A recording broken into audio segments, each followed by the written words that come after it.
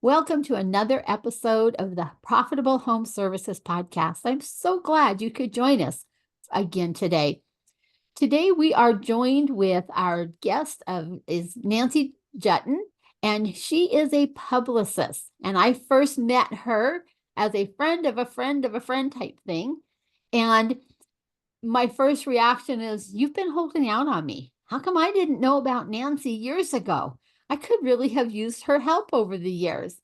Anyhow, welcome, Nancy, to our program today. Thanks, Diane. I'm so glad that the friend of a friend of a friend brought us together. I'm looking forward to bringing the value. And that friend of a friend of a friend ended up being your husband.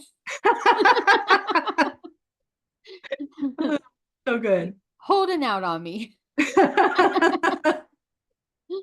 Well, Nancy, as we were talking offline before going live, most home service business owners, your plumbers, your electricians, your roofers, your HVAC guys, they're not even thinking about being a podcast guest or having their own podcast or writing a book or writing blog articles or getting out in front and being interviewed in some way, shape, or form. They're not really thinking about that. They're taking care of their customers, they're putting out fires, they're building with their team. But this whole other area is something that is new and maybe a little bit of a foreign concept to them. I know it was to me as an accountant when I first entered this arena, is why would I need to do any of that stuff? I had enough clients. I was busy. Why would I need to do any of this stuff? And so I'm hoping you can shed some light on that for our guests today and helping them understand why this is important in today's technology era that we live in. Well, that's a really good question. And I think I've got a couple of thoughts that might be worth pondering. Okay. One big idea is a lot of organizations that do home service stuff have people that are smiling and dialing and doing cold calling for them. Maybe they're trying to cold call when they're just starting out their practice or their business. And the thing is, a lot of people don't like cold calling. They don't like dealing with people that hang up the phone, that are discourteous to them, that don't want to talk to them about whatever it is that they're selling. And the neat thing about being featured on a podcast or being showcased in a newspaper or magazine or any kind of publicity is that it builds credibility for your organization, and it has you speaking to people that are interested in what you're talking about just by definition. You know, if my husband, for example, is a business exit strategist and you help people address that particular issue, you're interested in that. So it was useful for him to be a guest on your show because people who are listening who are interested in possibly selling their businesses one day. So if you are a plumber that has 10 reasons, 10 checks that you need to make sure you're dealing with an ethical, licensed contractor who knows what they're doing to solve your problem, you're establishing why you are someone to be trusted so that people can feel comfortable having you into their homes. It's just a simple idea there. You know, credibility is valuable. And who wouldn't want to be in a conversation with a host to say, well, what are the 10 questions I should be asking before I let a licensed or non-licensed contractor into my house? If you're the source of those questions, that demonstrates that you care about doing the right thing. And I think trust in this marketplace is a very high premium, and it may help set you apart from other people who don't do it. Well, and I think we know the old adage of people don't care what you know until they know that you care.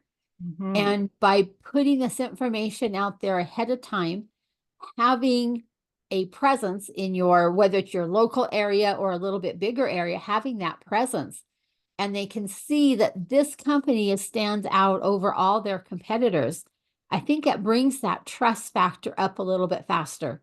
And now they're willing to have that conversation that when your cold call person called them, they didn't want the conversation. But now they're willing to have that conversation with you or your sales team or somebody. Yes. And, you know, a lot of the local magazines in our various geographic areas do like the best of Western Washington, the best of Pennsylvania, the best of whatever, and they have different categories. The best home services company in your hometown.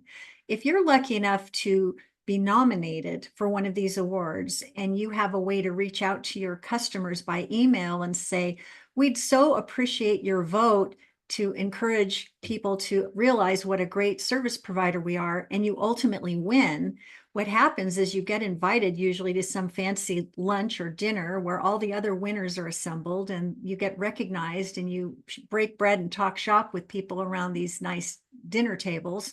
And all of a sudden people are volunteering, I've been meaning to remodel my bathroom. Maybe you're the person I've been looking for. Or, we're having trouble with our roof. I'm wondering if you might be the guy that can help me. And all of a sudden those referrals get ignited, and you end up talking to more and more people who are ready to buy, less people that are kicking the tires. And, if you have people that are ready to buy, not kicking the tires, you have a lot more to celebrate in the balance sheet because you've got more customers.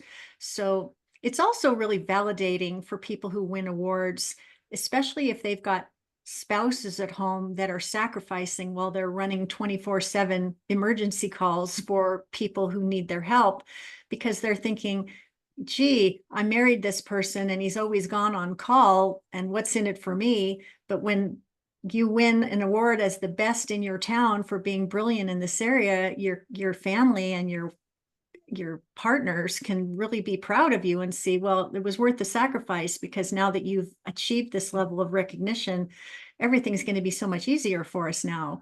And that's why JD Power is such a great thing. When JD Power says this is the best whatever it is, somehow people say, well, maybe I better give that one a closer look.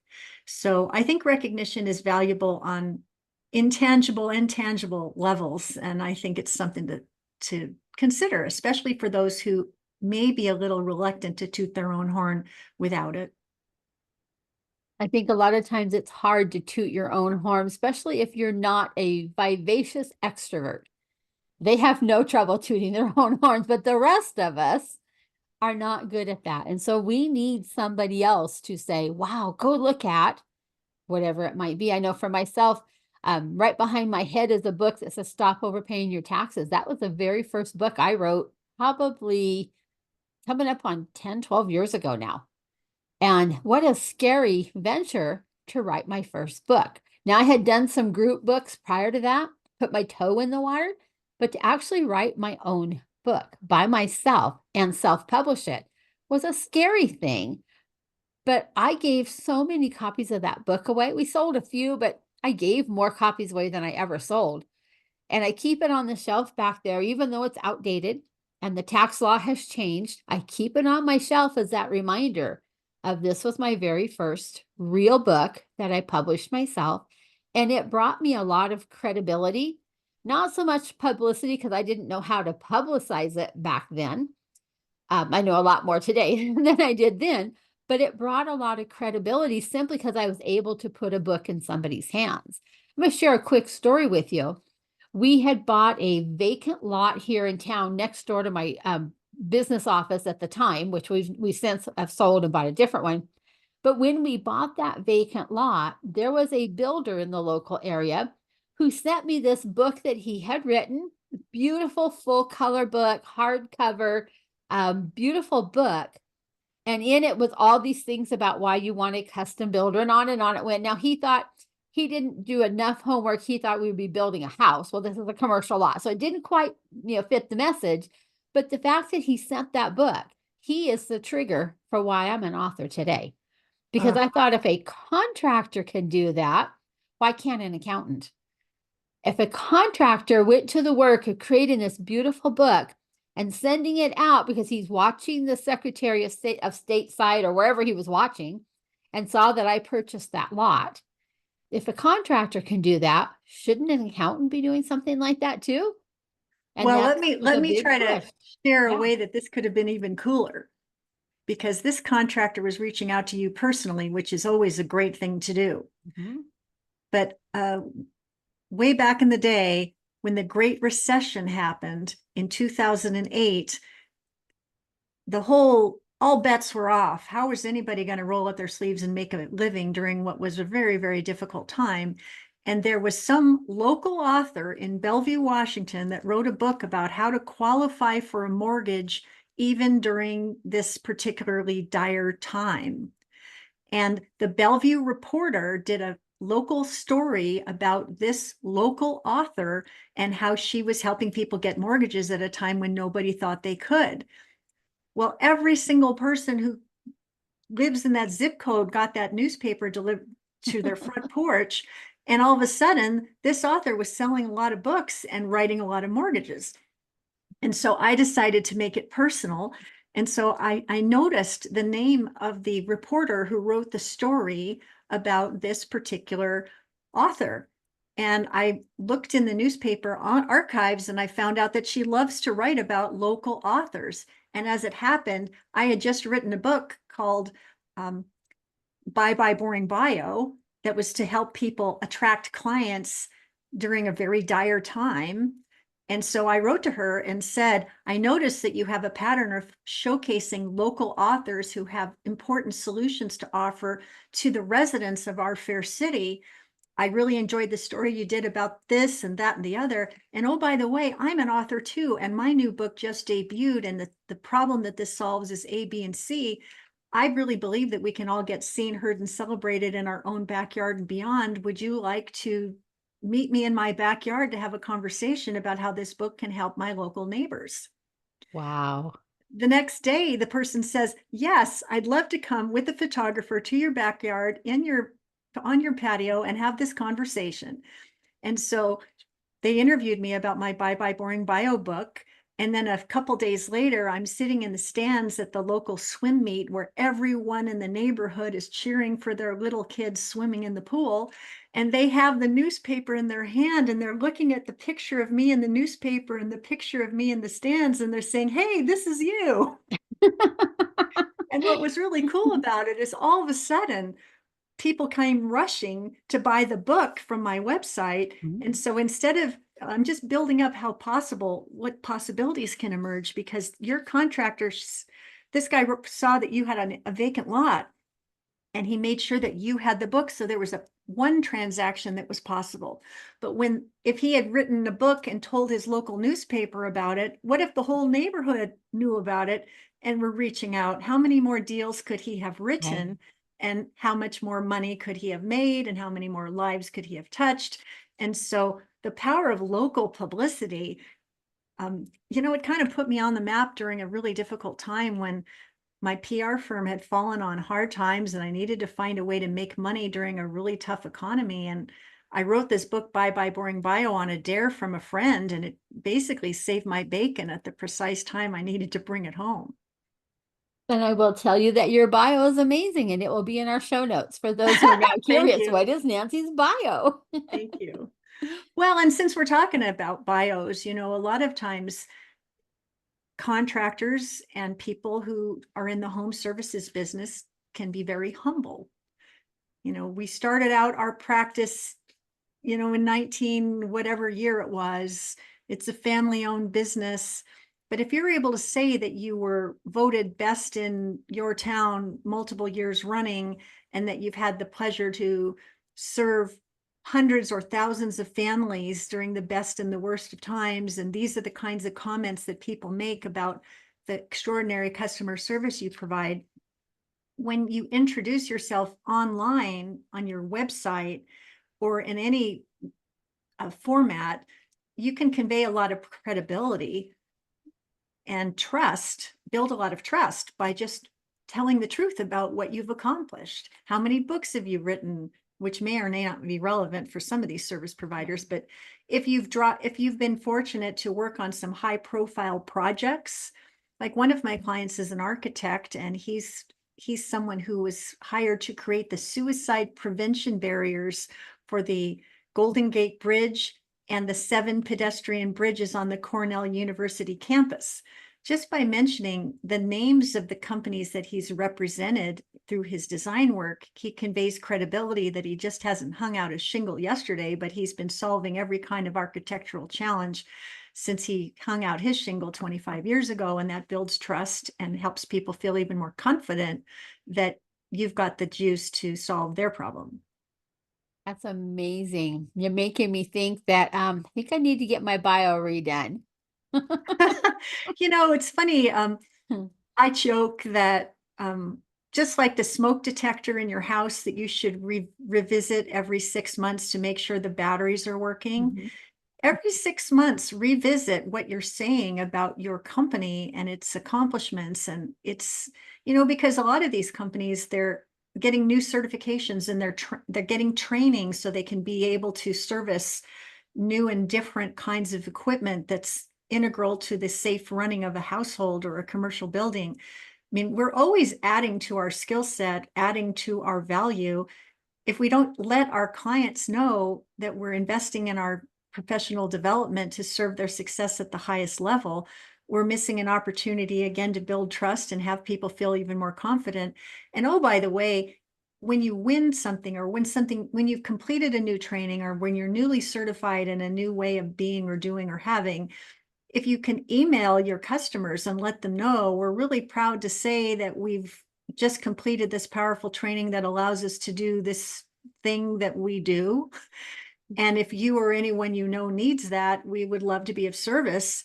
Well, what you might find with these keep in touch campaigns that you do with your clients is that your current clients will say, "Oh, I've been meaning to call you because we need to have X, Y, or Z serviced. Can you come out?" Or um, there's always a good outcome when you keep in touch with your customers. And I'm going to say I'm the first one to say I have been so lax in that area. I've picked up several certifications over the years and have never once sent an email like that out to my clientele.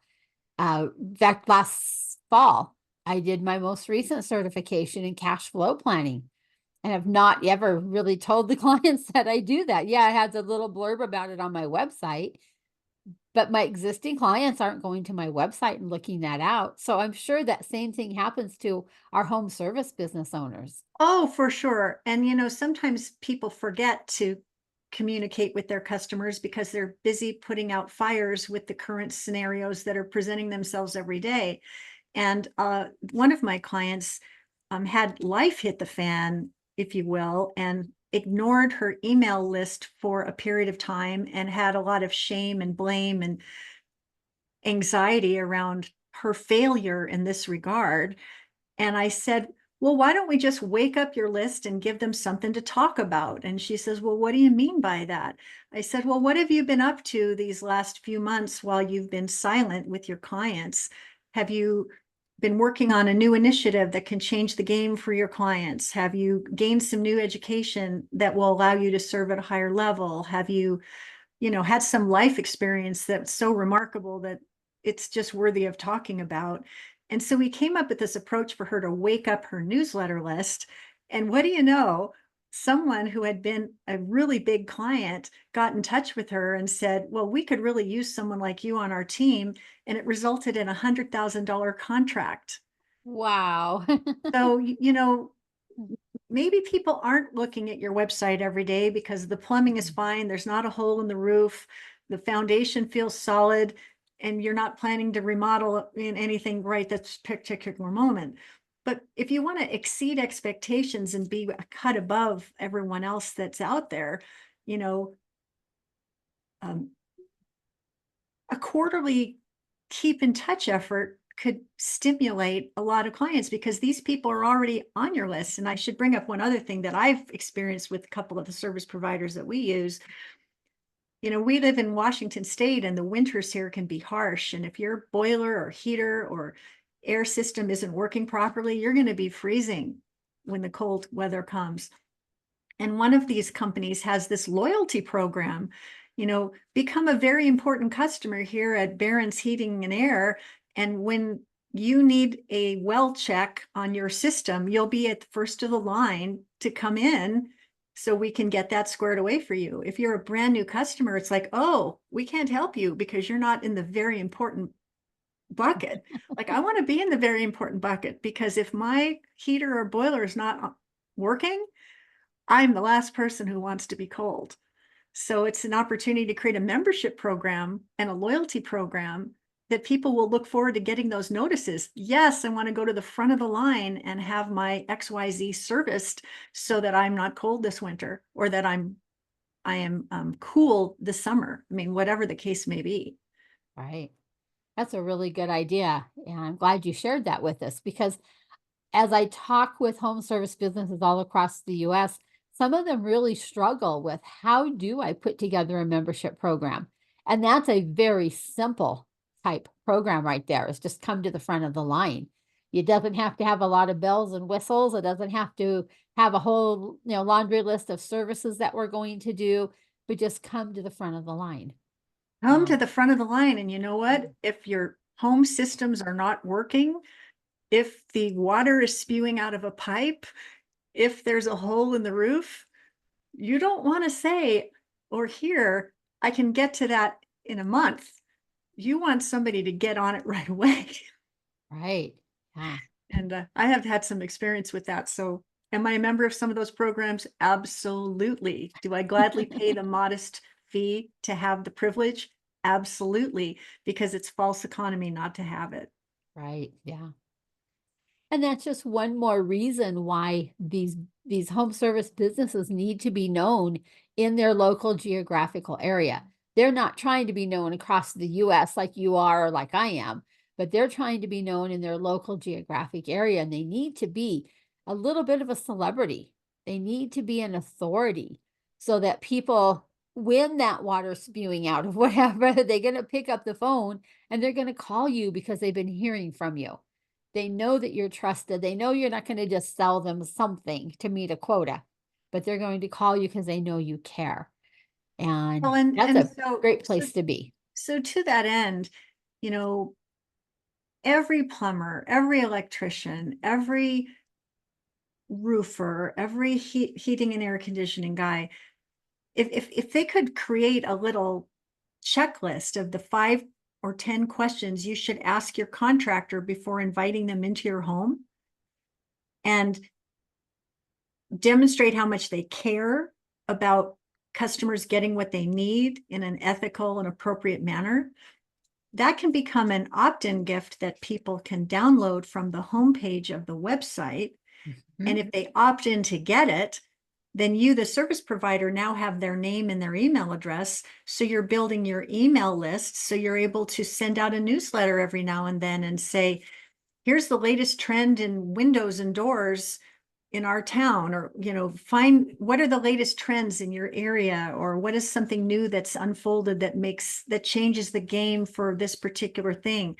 But if you could get in highly ed when people give you their name and their email address, they're saying you have permission to write back to me because I'm interested in what you have to say. And some of these people are very judicious consumers. And if you write to them on a quarterly basis or even more often and say, here's the latest success story from our remodeling project, or here's the latest new development that we have put in place to serve you better, these keep in touch efforts can stimulate people on the receiving end to say, oh yeah, I've been meaning to take care of that. Let me give you a call. Mhm. Because there's the whole getting the current customers to be more loyal to you bucket. And then there's getting the current customers to gladly refer you to other people who could benefit. And then there's the whole blank slate of all the people that you've never touched before, that have never done business with you before, that you would love to have give you a try. But I think we should all work all 3 legs of the stool so that you can keep the current customers happy. The really happy customers will send you referrals. And then this outbound marketing that you do with podcast guesting and publicity, it can reach new people that you've never touched before. And if you work all 3 legs of the stool, hopefully you're going to be busier than a one-armed paper hanger and have lots of money coming in the bank, and a team to keep busy and profits in your pocket. Plus, I think it will draw the right type of customer to you. It won't just be just anybody, but it'll be the somebody that values what you're saying. And that somebody says, they're speaking to me. I understand this. They're speaking my language. And when they do that, now you have a customer who will stay with you longer and they'll do more with you than just that person who just needed the quick fix transaction and they're off to the next guy, the next lowest price bidder.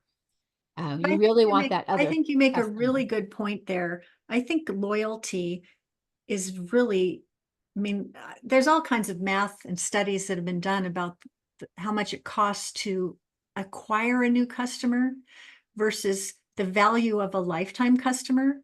And so if the onboarding process of, I remember when I joined the VIP club at the Barron's Air Conditioning, they said, well, Mrs. Jutton, so glad to have you with us. Let's gather some information from you so we're able to stay in touch with you on a regular basis. And tell me about the systems that are in your house, and tell me about how old they are, and tell me when the last time things were serviced. And they were doing discovery to understand what we had so that they would be in a position to better serve us. And I was more than happy to give them the information, because this home that we have is the most important asset we have. And we want to make sure we do the right thing by it. And these kinds of customers, the people that have that philosophy, I'm going to do the right thing by my home, they're not looking for the lowest cost provider. No, They're looking for the most trustworthy, the most accomplished, and the most reliable provider. And if you can demonstrate those qualities in the way that you communicate in person and online and on paper and in every other way, I think it will do you well. I think so too. Yes. You'll stand apart from a lot of your other competitors just by doing these basic things. Yes. Yeah. Well, Nancy, what are some practical tips and suggestions that a home service business owner can use to put a toe in the water? Like I put my toe in the water when I did that multi-author book way back when in the early 2000s. What's something they could do to put their toe in the water and start building out this credibility and this authority that will help them stand apart from all their competitors? Well, one idea that comes to mind is to do a Google search and look for the top podcasts in 2024 that cater to the needs of home service providers, and see what comes up. Because you might find, I'm going to see if I can do this right now. The top podcasts in 2024 that address, that focus on home service providers. I'm just going to see what happens. Okay. The 25 best home services podcasts. They just came up just like that. And so what you want to do is you think to yourself, okay, I want to listen to a couple of these podcasts, and I want to decide or feel into what it would be like if I was speaking up on one of them. And if you feel that when you listen, you think, oh, I have value to add to that podcast, I have something to say, then you can make an approach to that host and say, I heard you talk to Joe Schmo over here about windows and doors, and my company has a unique approach to windows and doors that's not been talked about before, and I think it might add value to the conversation. Would you like to have a chat with me in service to your audience? But if you could find podcasts where you could speak up about what you like to talk about, even if it's not in your local trading area, but it's national or international in scope, when you reach out to your newsletter subscribers and say, I was lucky enough to be featured on this podcast where I shared these hot tips about air conditioning or whatever it is, they're going to go, oh my God, my local guy is a national presence. That makes me feel even better about it. So one tip is find the top podcasts that are about home services companies, narrow it down to 8 of them that you would like to be a guest on, and then make a winning approach to suggest why you have value to add to the podcast. Then you would show up like a winner to be a guest on the show and to have a great conversation, much like what we're having here today. And then when the host says, well, gee, Bob, it's been great having you on the program. I learned so much about how to do whatever it is we were talking about today, what is the next best thing our listeners can do to move in your direction? That's when you can say, thanks for asking. I have this free report, the 10 most important things to ask your contractor before you let him in the front door. If you're interested in having that, go to 10besttips.com and I'll see you on the other side. But you could be harnessing all these people from around the country, around the world, around your backyard, across the street that want to be in your universe now, and you can stay in touch with them. And that wasn't even that hard, was it? I Just don't a think so. nice, simple thing, right? I mean, like the story I told you about this book I wrote, and I was, sometimes it's publicity envy that makes you do stuff. You think, why is that author in the newspaper and not me? And you think, well, maybe it's because that author cared enough about it to find out who the reporter was who wrote about that kind of stuff and made a request. They made a request and the person said yes. So I thought, well, what the heck? Why not do that for myself? Why not do that for Wow. yourself? Why not be awarded the best in your town for whatever it is? You can go to the Chamber of Commerce and find out. Not everybody's a member of the Chamber of Commerce, but it can be a really good thing to do. Mhm. And join your local Chamber of Commerce and show up once a month for a networking meeting. And when you get a chance to introduce yourself, stand up and be proud and loud and say, hi, I'm the owner of ABC Air Conditioning. And we just, and then you'll find out that the Chamber of Commerce is doing their best of 2024 recognition, and you find your way into the nominations, and all of a sudden one good thing leads to another, and you're the one that they're going to call. You just have to sort of decide, do I want to get known beyond the one-on-one? And if you do, there's a whole bonanza of opportunities that you can unlock for yourself if you just lean in that direction and have some fun with it. You make it sound so easy, Nancy. I think of all the books I've written, and I have not done a good job of trying to get interviewed around them or anything. I write the book and then you're on to the next thing, it seems like. And so you're really making me stop and think about missed opportunities over the years with the various books that I've written. I resonate with that remark. I appreciate that remark. I wrote a book called Bye Bye Boring Bio in 2008, and I thought it was the answer to a very serious problem that a lot of people were struggling with. And I did it in a hurry, and I wasn't really proud of it. But I thought, what the heck am I going to do? My PR firm ran on hard times, and I got to figure out something to do to pay the rent. So I wrote this book very quickly and promoted it like crazy. And all of a sudden, good things started happening for me. So then I thought, well, what could I do the year later? And a year later, I upgraded the book and added 100 pages of awesome content and templates and worksheets and examples. And all of a sudden, I was able to do a relaunch of the book in 2010 that Okay. made me feel like I was doing a better job of it.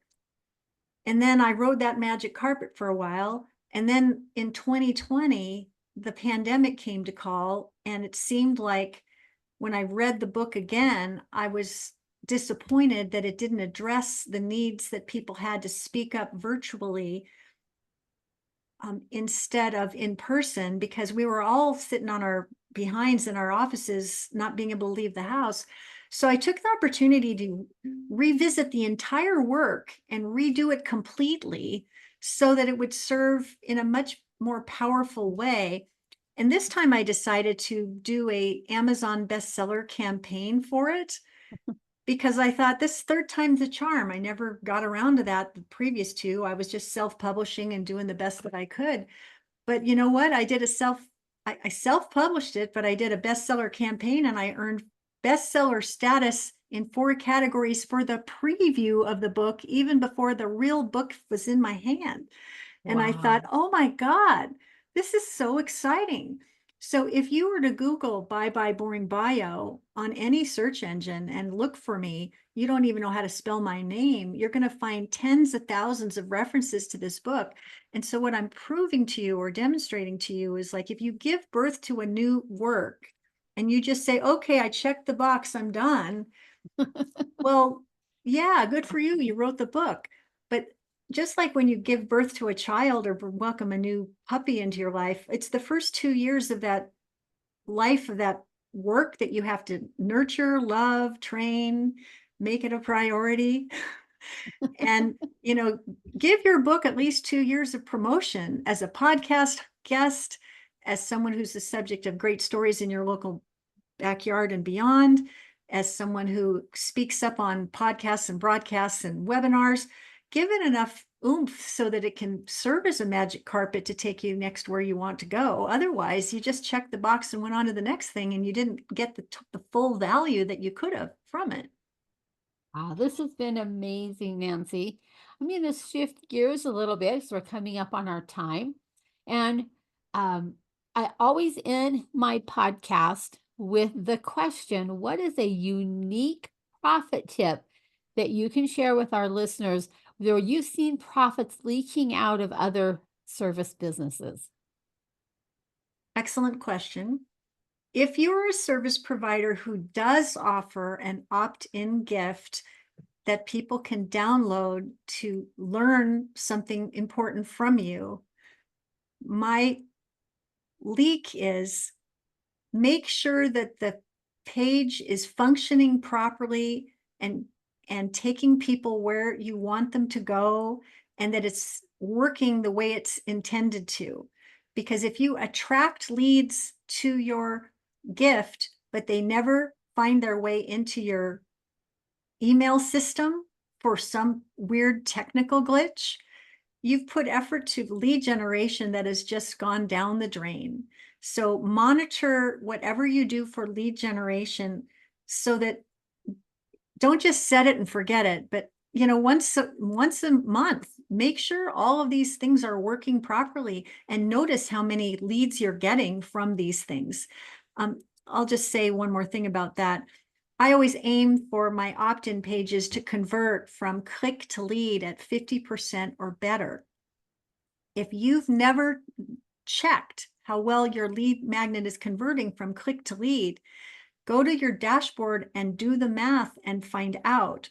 Because a woman I was talking to not long ago said, oh, over 2,000 people have clicked on it. And I said, well, how many people have clicked through to actually give you their name and their email address in order to receive it? She said, oh, less than 2%. Oh, no. I said, less than 2%?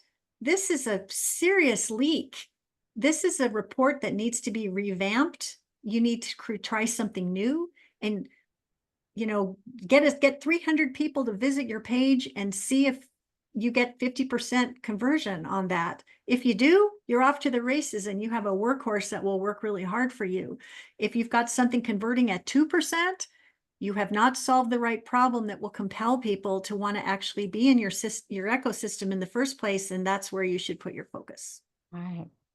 Well, Nancy, thank you for sharing a nice hidden profit tip. I'm going to pull up my Proud to be Profitable bucket. We're going to drop some money in there as we are filling in bottom line profits one more time.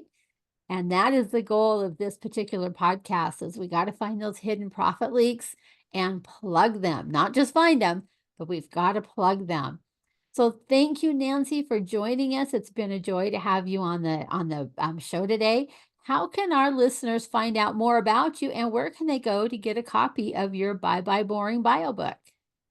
I am going to suggest getknowngetpaid.com as the website that you visit to learn about everything it is that I do. And there's a pop-up on that site that will allow you to download the preview of Bye Bye Boring Bio as my gift to you. And so I'm sure Diane will put that in the show notes. And I look forward to having you join my ecosystem and to see what more I can do to support your success as a brilliant and profitable home service provider. Thank you so much, Nancy. I'm sure that you're going to have a lot of people clicking on that because I have a sneaking suspicion we've got some boring bios out there. I see them all the time when I click on their websites. Boring bios. I can help them with that. I can Yes. create a transformation from wallpaper to wow to attract clients now. It's one of my unique specialties, and I'd be honored to be of service if that would be of value. Well, thank you again. And for everybody listening, I want to thank you for joining us again for this particular episode. I know you're busy and I know your time is limited. So thank you for sharing some of your day with us today. Remember, it's not all about that top line revenue, it's about how much you keep. It's that bottom line profit that we are working so hard to increase those profits for our listeners and for our coaching clients and our other accounting clients as well. Our goal is to make you guys more successful so that you have a better business, you get to spend more time with your families, and your team loves working for you. So I'm going to say bye-bye for now. We'll catch you on the next episode. Thank you again.